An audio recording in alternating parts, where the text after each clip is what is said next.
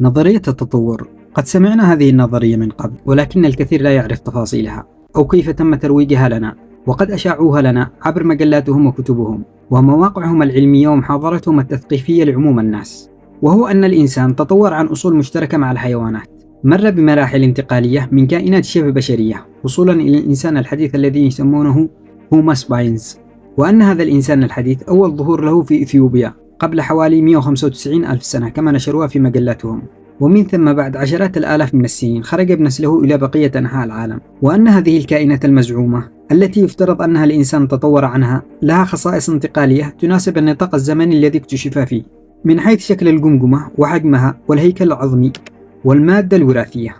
ولكن القرآن الكريم يقول لنا أننا بني آدم الذي خلقه الله بيده. هنا تنوعت اتجاهات المؤمنين بنظرية التطور من أبناء المسلمين، فمنهم من قال إذا نعيد تفسير آية القرآن الكريم بما يتناسب مع نظرية التطور، ومنهم من قال نقول أن قصة آدم في القرآن الكريم قصة رمزية، ومنهم من قال بل نكذب القرآن الكريم ونؤمن بالعلم.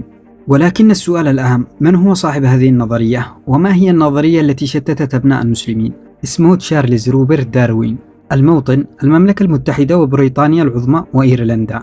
تاريخ الميلاد 12 فبراير 1809. تاريخ الوفاة 19 إبريل 1882.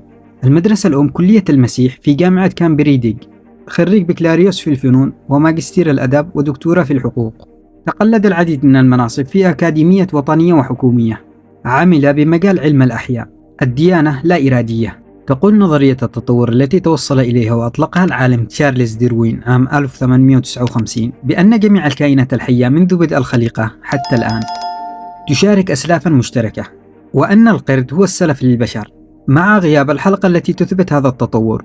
وقد تم نقد ومحاربة هذه النظرية ومؤسسها منذ نشرها، وتم نعته بالملحد لأنه خالف ما جاء في الديانات عن كيفية نشأ الإنسان وخلقه من طين، فكان أبونا آدم ثم تخلق حواء من ضلع صدره لتكون سكنا له.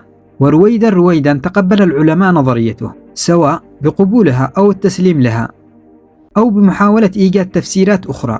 فبدأت العديد من الدراسات دعما للجزء الذي يقول بأن الكائنات الحية تتشارك العديد من الصفات، وأن العوامل البيئية والزمنية كانت السبب خلف التنوع بين المخلوقات وعيش الأقوى بينها.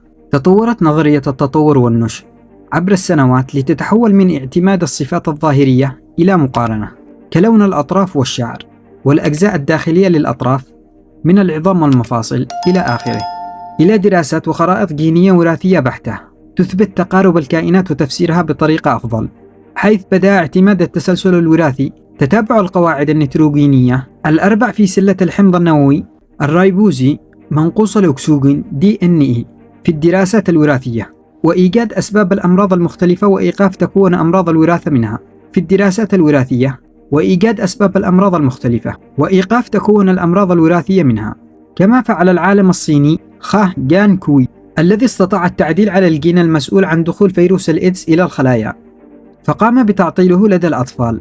تم تكوينهم مخبريا أطفال الأنابيب، ثم زراعتهم في رحم أمهاتهم بعد مكوثهم فترة تحت الدراسات المجهرية في المختبر.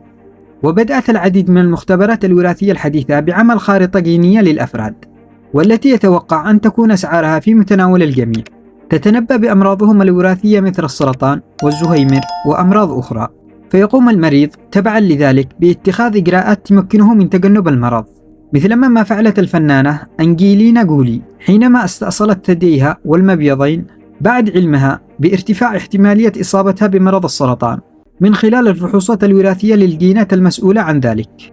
بعد كل السنوات والدراسات التي دعمت النظرية بمختلف أجزائها، توقف العلماء الأجانب عن التطرف بشكل رئيسي إلى أن أصل الإنسان هو قرد، كما بات بإمكان العلماء استغلال المعلومات المتوفرة في بنوك المعلومات الوراثية التي أصبحت متواجدة بكثرة على خوادم الإنترنت في بناء بدائيات وراثية تستخدم لبدء عمليات نسخ الجنين في تقنية PCR، تستهدف جينات متخصصة بعملية أيضية لمركب معين، مثل دورة بناء أحد البروتينيات أو إحدى المواد المهمة، بهدف التعرف عليها ودراستها، أو بهدف تجميع تسلسلات جينية عديدة لنفس الجنين لدراسة الطفرات الموجودة بها ومدى تأثيرها على عمل هذا الجنين. سواء كان ذلك في البشر أو النبات أو الحيوانات، أو البدء في دراسة أعمق من ذلك، كتصنيع تلك المادة مخبريا بكميات كبيرة تستخدم دوائيا أو لأي هدف آخر. كل ذلك أدى إلى تفاصيل قامت بتأكيد بعض تصنيفات البشر تبعا للبيئة أو البلد الذي يعيشون فيه. فمثلا يهود شرق أوروبا تزداد لديهم نسبة الإصابة بطفرة في الجنين المسبب لسرطان الثدي، وتزداد احتمالية الإصابة بمرض حمى البحر المتوسط المناعية بين سكان البلدان الواقعة على البحر المتوسط، وأن المصابين بحمى البحر المتوسط العائلي لديهم طفرة في الجنين. كما وقد أثبتت العديد من الدراسات تواجد جينات صانعة للبروتينات متشابهة في جميع الكائنات الحية، على الرغم من اختلاف تسلسلها الوراثي في بعض الأماكن أحيانا، والتي أوصلت العلماء إلى التعرف على المكونات الأساسية في جميع هذه الكائنات واستهدافها في العديد من العلاجات أو استخدامها كنتيجة موجبة في الفحوصات لتأكد من جودة العينة والفحص. ولأهمية ما سبق ذكره قد أقيم علم كامل متخصص بالتصنيفات، وهو علم التصنيف تاكسونومي، والذي يعد من أهم العلوم الحياتية التي تقوم عليها العلوم الوراثية والجينية الحديثة، والذي يرافقه في العمل.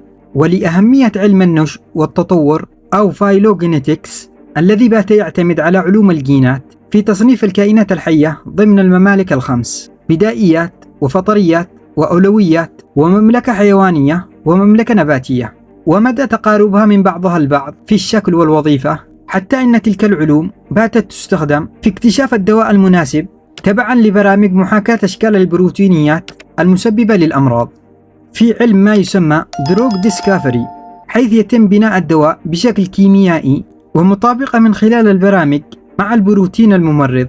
بعد كل السنوات والدراسات التي دعمت أو دحضت النظرية بمختلف أجزائها، وتوقف العلماء الأجانب عن التطرق بشكل رئيسي إلى أن أصل الإنسان هو قرد، فلا نعود نجادل في أصل الإنسان أو اعتناق النظرية، بل دحضها، ولا نبذل أي جهد أو وقت في الرد على ذلك.